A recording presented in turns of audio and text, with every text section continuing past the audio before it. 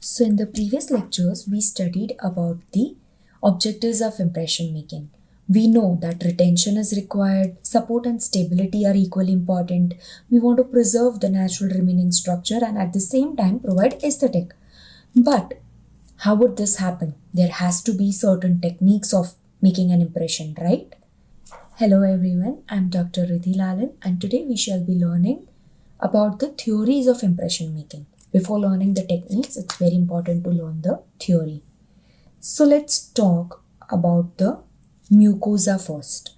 We know mucosa is something that acts like a cushion. It is soft, has resiliency, and the denture can bounce onto it. So can you see this? Right, this is our mucosa.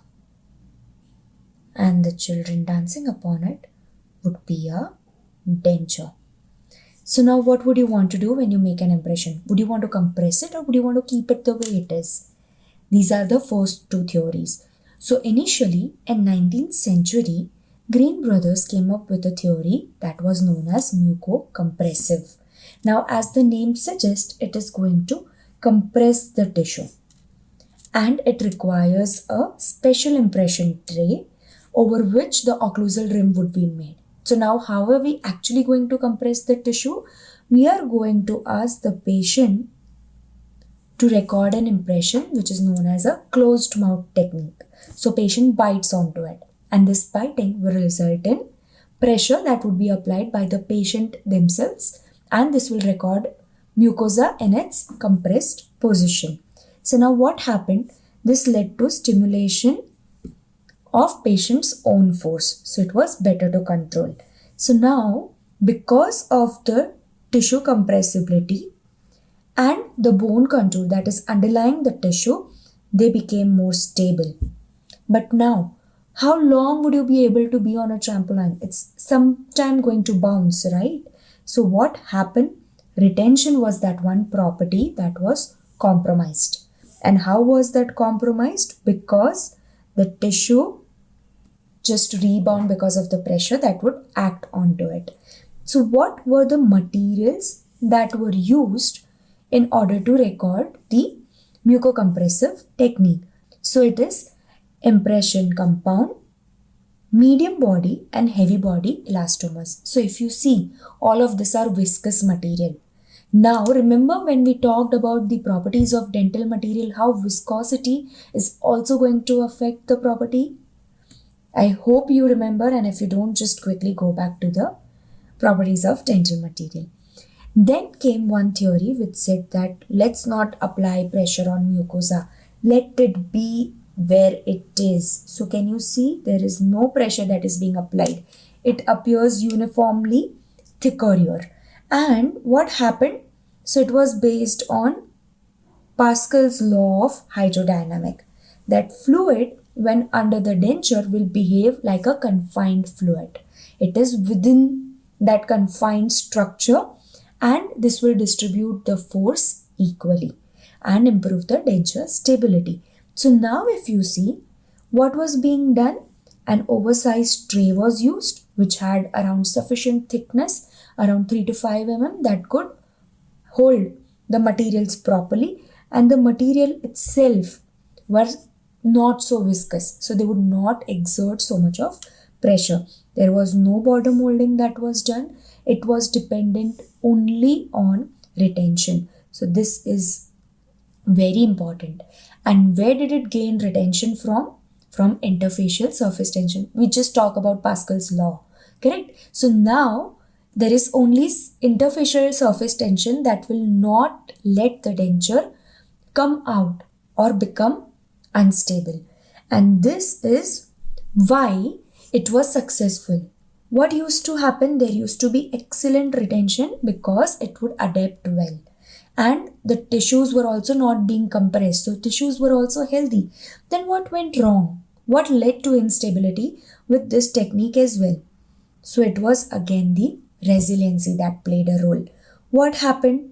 So now the resiliency of mucosa would lead to movement. It would not let the tissues be at its position, rather it would lead to movement of the denture.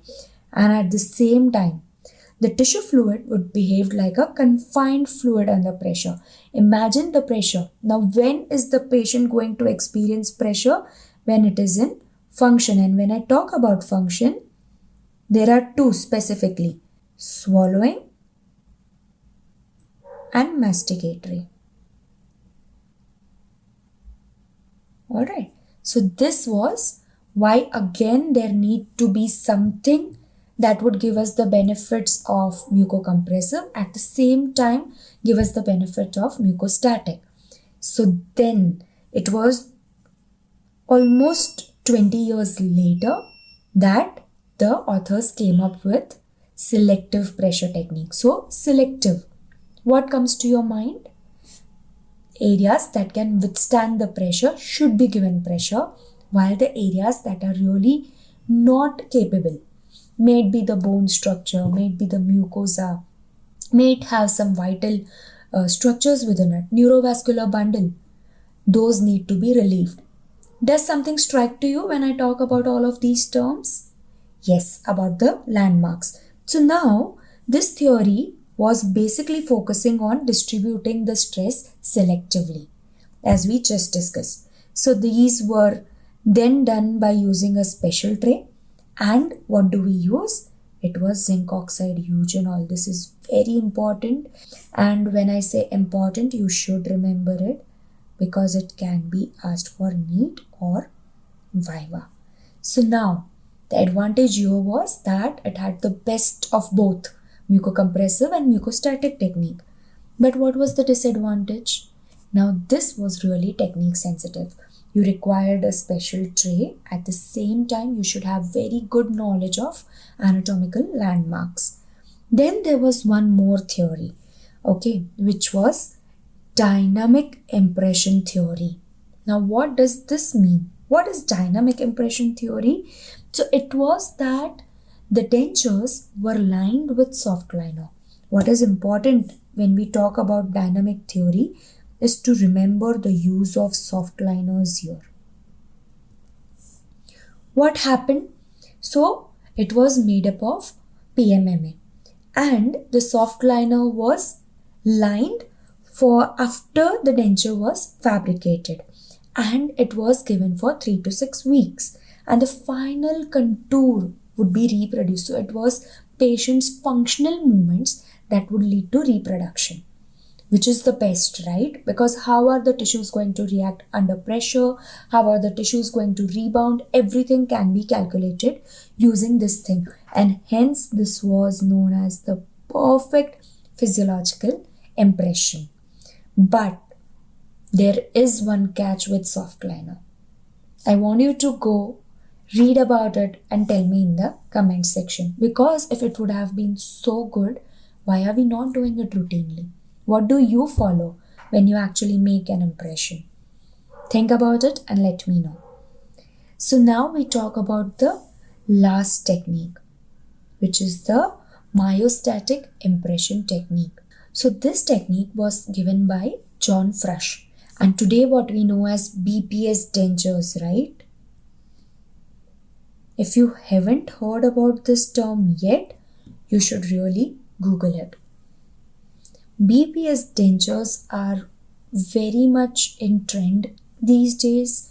There are special courses that are being done. So basically, these are recorded using low fusing impression technique and medium body elastomers. And there is also heavy body that comes into picture. Now what happens? The primary impression is made overextended, and later on it is the muscle attachment that will determine how exactly the borders of your denture should be confined. So border molding technique comes in picture when we talk about BPS dentures. Now, border molding basically is defined as shaping of borders of impression to conform accurately to vestibular areas and border seal areas. Now, what is going to happen? This is excellent retention. because the muscular factor of retention is being considered here. At the same time, if the muscles are at their given tonic equilibrium, they are not going to hamper the denture. Now, border molding can be divided into two types. Okay, so when I say that, what I mean is it can either be single step or sectional. So continue with me because I'm going to teach you border molding in detail. So let's solve the flashcard now. It says, why is border molding considered a critical step before making final impression? We always want the perfect border molding done, right? Because the first thing is that it records the functional depth and width of sulcus, which can only be known when you mold your borders properly. Then the second thing being that it is going to ensure proper seal. It is going to improve retention indeed because of the proper seal that can be obtained, and also it will prevent overextension of the denture. And hence, if the borders are confined and the denture will be within the area, then it is better, right? So this is what happens. Now talking about the MCQ. Which of the following impression philosophies aim to record the denture bearing tissues in their functional state? So, functional. It's being compressed. When is it in function? When it is being compressed. So, without seeing the options, I can say it's option A. So, if you have learned this property well, let's discuss more about impression making in next lecture. So, do follow us, like, share and subscribe this video if you enjoyed it. And at the same time, you can download the app, learn from the mind map, solve MCQ and flashcard, make your own notes, and I'll see you in the next video.